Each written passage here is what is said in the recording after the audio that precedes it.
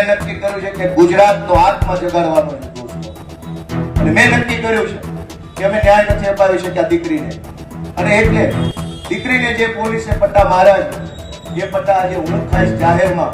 અને મેં નક્કી કર્યું છે કે આ દીકરીના પટ્ટા માર્યા છે એ પટ્ટા મને મળવા જોઈએ, અને ગુજરાતનો આત્મા જાગવો જોઈએ.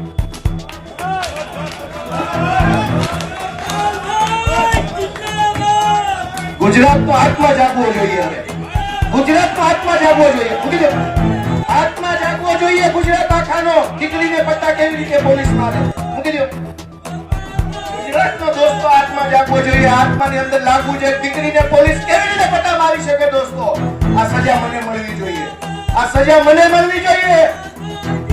જેને જેને દીકરીઓ, ગુજરાત આખાની દીકરીઓ પર અત્યાચાર કર્યા, સજા મને મળવી જોઈએ. દોસ્તો, અમે ન્યાય નથી અપાવી શક્યા એનો મને અફસોસ થાય છે. અમે ન્યાય નથી અપાવી શક્યા. દોસ્તો, હું ગુજરાતનો આત્મા જગાડવા માંગુ છું. કોઈ અમને જિંદગીભર મત ન આપતા, અમને હરાવી દેજો, પણ દીકરીઓને ન્યાય અપાવવા માટે તમારા આત્મા જગાડો. તમારા આત્મા જગાડો. અમને આખી જિંદગી મત ન દેતા, હરાવી દેજો. દીકરીને ન્યાય અપાવશો કે નહીં અપાવો? અમે મહાન નથી, કાલ મરી જઈશું. આ પાર્ટી ખતમ થઈ જાય. દીકરીઓની ઇજ્જત કોણ કરશે?